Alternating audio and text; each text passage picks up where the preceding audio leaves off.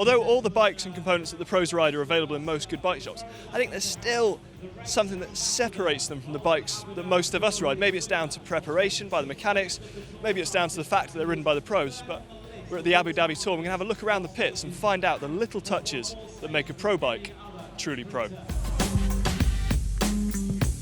When it comes to perfection and making a pro bike truly pro, I think one of the best places to look has to be Team Sky, who apply their marginal gains philosophy across their bikes, really. So they're the only team who get stems in millimetre increments. So standard, you buy them in 10mm increments, so you might have a 130 or a 120. Wout Poels at Team Sky has a 117mm stem, so his bike fit is going to work as well as possible for him. One other thing is the heat shrink wrap around the brake cable and the Di2 cable as it goes into the frame. I mean, it looks nice because it keeps everything together, but functionally it's going to stop the cables tearing too much, and it will give a bit of protection to the Di2 wire in the event of a crash or when they're travelling with the bikes and bike bags. Sky are actually using a slightly older Holotech 2 bottom bracket design. You see many teams using BB30 or PressFit 30 bottom brackets, but Holotech 2 is actually a more than marginal gain for the mechanics because they're so easy to replace. It means that the minute the bearings go, a new one's in, probably a 5-minute job instead of a job requiring a bearing press and everything like that for the mechanics. I can't imagine that a race number creates too much turbulence. It's probably not the biggest issue with aerodynamics on the bike, but Sky's mechanics have got fitting a race number. Well, I think they've perfected it. So they've got a really tidy number holder behind the brake, nothing too different from every other team there, but they cut them down and they shape them perfectly in with the seat tube, and then they tape them to the seat tube. There's going to be no movement, stay in line with the frame, no annoying flapping noise, nothing. Cool.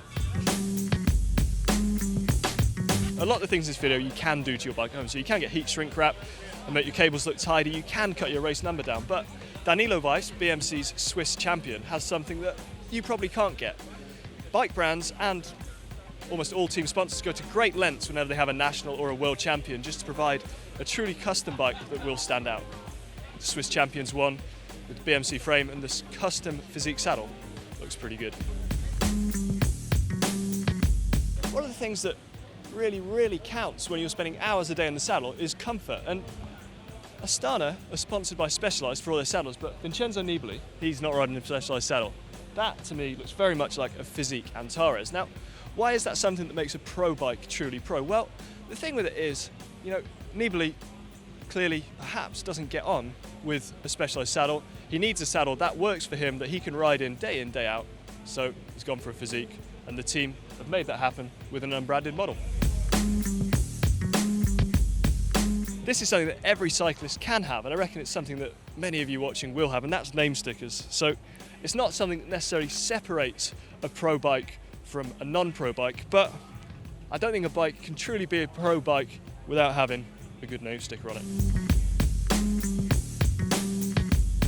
Ceramic wheel and bottom bracket bearings are generally thought to give you a slight advantage over non-ceramic bearings because they just roll a little faster, really small amount.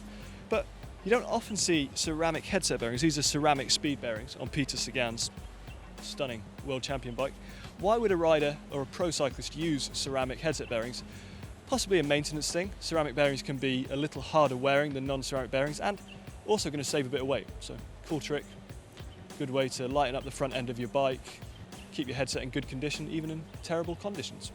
There are just a few of the ways that pro bikes become pro bikes, not just bikes. It's really interesting to see how the pro mechanics level of attention to detail into those bikes, and the fact is that many of those things are things that we could all do at home. So if you like the video, give it a thumbs up. To see some pro bike videos, just click there, and to see our ways to get more out of your bike, just click down there. And finally, to subscribe to GCN, just click on the Skydive Dubai car over here. I'm a sweaty mess, just click on that car.